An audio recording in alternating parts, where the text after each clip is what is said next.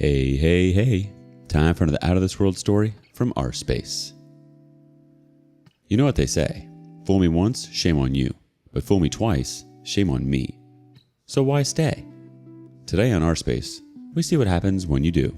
So just cut your losses and run. Up first, the devil's in the details. I feel like such an idiot for thinking things would change. Just here to share my story. I'm sorry in advance for the long read. I really need to get this all out, most as a vent piece for myself. But please, if you find yourself questioning what you should do after you found out your partner cheated, read this full post. I don't want people to be as hurt as I am right now. Don't make the same mistakes that I did. I broke up with my girlfriend this week. We met online when we were both in high school, her in the Midwest USA and myself on the East Coast. We'd been friends since 2016, dating since June of 2020, and moved in together here on the East Coast in December of the same year. Not only was she my significant other, but I genuinely considered her my best friend and the person I was meant to be with forever. For the entirety of our relationship, we had no issues. I had toxic relationships in the past, but this one was such a breath of fresh air.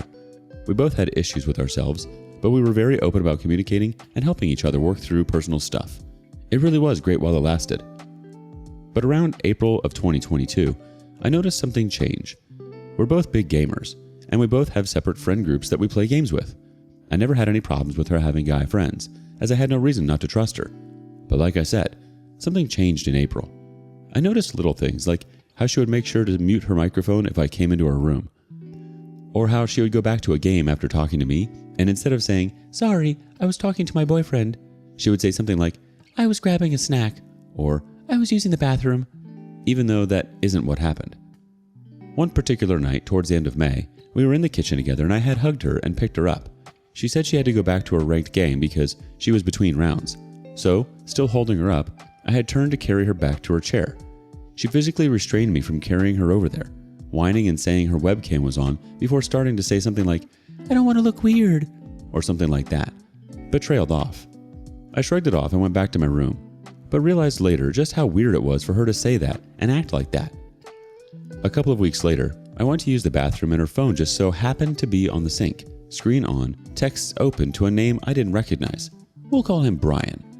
I locked the door, sat down, and took a better look at the text history. There was plenty of nasty talk in there, talking about all sorts of sexual fantasies, as he seemed to not live anywhere nearby. What's even worse for me is that they communicated as if they were a couple, with her calling him baby and lover boy, and all kinds of other pet names. I knew I had to immediately talk to her about this, so I did. I sat her down and asked if she'd been talking to someone else, which she immediately declined. I then told her that she left her phone in the bathroom, and I saw all of her texts with Brian. She broke down right then and there, admitted and apologized heavily, saying she'll stop talking to him, claiming that she loves me, not him, that their relationship means nothing. I basically said that I needed a little break to think stuff over, but we ultimately ended up staying together. She talked about starting therapy to talk to someone about her issues, and based off of where our conversation ended that day, I felt she was genuinely sorry and would work to fix this for us. That is where I effed up for the first time. Fast forward to a month later. I had woken up extra early for work and noticed again that her phone was on next to her as she slept. I took it and saw that she had some strangely lovey texts with her female friend, who we will call Lisa. Not inherently weird as I hear her talk about Lisa a lot. But it wasn't Lisa. I had made a mental note of Brian's phone number when I saw the text the previous month, and Lisa's number matched up exactly. My girlfriend had changed Brian's contact name to someone she knew I wouldn't question that she was texting. And lo and behold, the two of them were still talking as if they were in a serious relationship. "Miss you, babe. I love you. Good night. I can't wait for you to meet my family." She even mentioned not being able to FaceTime because her roommates are home and they will be able to hear me. Just the two of us live together in the apartment. So she's lying to this guy too. He has no idea she's in a relationship. I waited until we were both home from work that day to bring it up. I didn't explicitly say that I saw her texts, but it was heavily implied. I asked her if she was still talking to Brian, and she said yes. She said it's been hard finding the time to tell him, and she said she would do it right away. I told her that as long as she held herself accountable, i.e. tell Brian the truth, talk to her family about what's been going on, and actually look to start therapy, then this is something that can maybe be worked through. That, of course, was my second major mistake. Immediately after this conversation, she went out to sit in her car to talk to Brian about how she's in a relationship and can't be talking to him anymore. She then called her sister, spoke to her about the situation, and then called both her mom and dad to attempt to fill them in as well, though neither parent picked up. She said she would try again the next day, but never ended up calling either of them about it to my knowledge. At the time, I thought that since she'd allegedly cut off Brian and spoken to her sister, she's at least making an effort. I tried to put the situation behind us and focus on the future, as our apartment lease was due to end within a few weeks, and we had to figure out what our next plan of action was as far as our living situation. Here's where I made my biggest mistake. My parents, knowing that we were in a rough place financially, offered us to come stay with them for a few months so we can save some money. We took them up on the offer and moved in at the very beginning of September. Since our last conversation and into September, our relationship seemed to be doing really well again. She seemed to be more honest with me than ever, inviting me to come say hi to her friends on Discord while she was in a call and things like that. But of course, in the back of my mind, I had a feeling of distrust planted that wouldn't go away. She also repeatedly talked about starting therapy, but never actually did. One night in the middle of September, her and I were home alone at the time, and she told me she had to call her mom, which was weird to me as they don't talk very often. She went out to her car to talk to her, and was out there for over 2 hours. When she came back in, she had clearly been crying. I asked what they were talking about, and she responded, "Not much really," and was clearly struggling to come up with something on the spot. Since I wasn't sure if she was just emotional because of something serious she didn't want to immediately talk about with me, I let her go upstairs without pressing, and since it was late, she went to sleep shortly after. The next day, we were home alone again, so I took the opportunity to talk to her. I asked her flat out if it was really her mom that she was talking to last night. She said that it was, and even showed me the call and her call history. I noticed that there was no signs of Elisa or Brian or anything really on her call list, besides mom a bunch of times. Again, I knew she didn't talk to her that much, so it was weird to me that her name was in the call history so much. At this point though, I'd been so paranoid about every little thing that I brushed it off as just that, me being paranoid. I didn't press about it. Well, I should have. The final part of this story just recently happened. She was at work and I was playing with one of my cats. I wanted to try one of those interactive apps that cats play with on the iPad. It's got fish or mice or whatever on it for them to swat at. Not super important. Point is, I knew she had an iPad I could use. I don't regularly use iPads, and I noticed once I got hers that it had iMessage on it, the same iMessage that is linked to her phone. I opened it and saw texts from Mom that were actually just Brian's phone number, again. The texts were honestly very sad to read. Turns out that she never actually told him the truth. From what I understood, she just broke up with him. Said she wasn't in a good place to be dating right now. The poor guy was clearly heartbroken, totally confused as to why he was cut off so abruptly. I can't help but feel bad for him, as he's got no idea that she's been in a long-term relationship the whole time. She has still been talking to him daily, clearly trying to keep him around as a friend, while telling me she cut him off.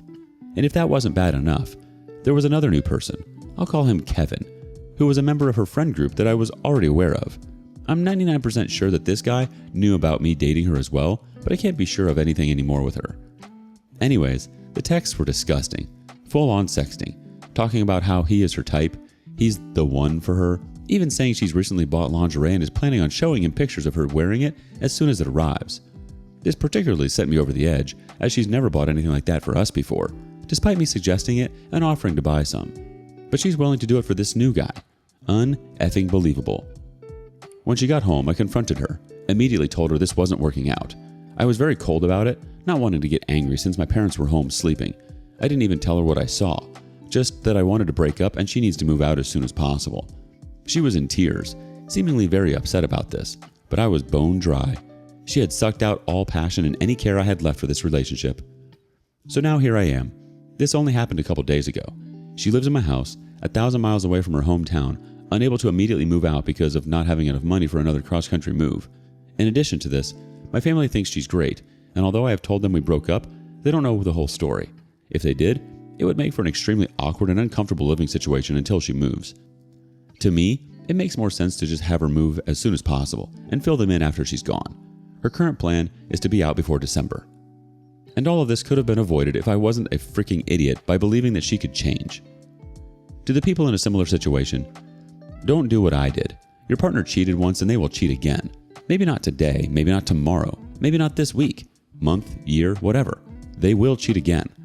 And to everyone else, thank you for reading. Again, this is mainly a vent for me, but please, if you have any input or suggestions, anything at all, let me know.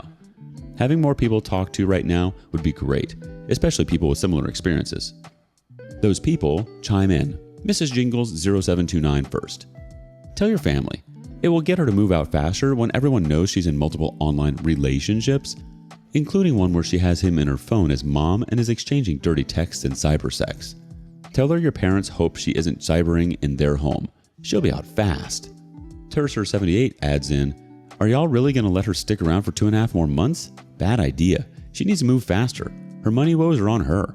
Get her out of there much faster. She can go stay with Brian. Tony Ann 1989 says, she doesn't deserve your kindness. Tell both families and send her butt home. She deserves the shaming, and her homelessness isn't your problem anymore. Tell her to call Brian. Honestly, OP, I would tell your parents what the situation was really about her and get her the hell out of there. She can find her own way. There's no way you'll be able to properly move on from this until she's out of the house. It's like you're a sucker for punishment. I feel like the conversation you had asked her to have with Brian in terms of breaking up should have happened in front of you. That would have been the only way to be sure. But again, why would you want to stick around with someone who was cheating on you? Not once, but twice. I feel like you should have followed up with therapy if you had actually cared. I think you may have been in a little bit of a denial and maybe just pushed the truth away. But why? Why do you think OP stuck around? Up next, cheating is never a mistake. It's a choice. A bad choice. I just found out this morning. My wife went out last night with her longtime friend. Her friend was only in town this weekend, so I knew they would be out late. She didn't get home until 4 a.m. and I didn't think anything of it. Well, she sat me down this morning and said that she made a mistake and slept with someone last night. She was apologetic. I feel numb and don't know what to think right now. We've been married 5 years. I don't know. The community knows. Taiwan Bandit chimes in first. You need all the details of the affair partner, random guy or someone she has been communicating with. You will never trust her again. You both should separate for a few weeks until you can decide how to best proceed. Sorry, man. One of the worst things possible to wake up to. Brooke Trout 523 says, made a mistake. No, she made a conscious decision to do what she did. A mistake is buying whole milk when you meant to buy low fat. She has poor boundaries, poor self-control, and didn't respect you or care about you when she did it. Now, the question is, can you live with that? Apologies mean nothing, only actions. She's going to have to do a lot of heavy lifting to prove she is a safe partner going forward. Mr. Broda has a thought. Now her words are worthless. Never trust a cheater. Only actions matter at this point. She needs to write down everything. From now and from ever since knowing OP, if it could be considered betrayal. This includes access to every device and note. Then OP needs to decide if he sees a glimmer of hope. Afterwards, cut out and never repeat anything that leads to this point.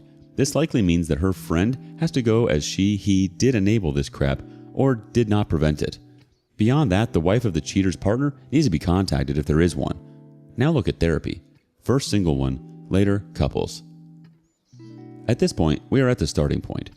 If at any point along the way that disgusting cheater isn't 100% on board, throw that piece of trash out, because that trash will repeat their disgusting actions and cannot be trusted.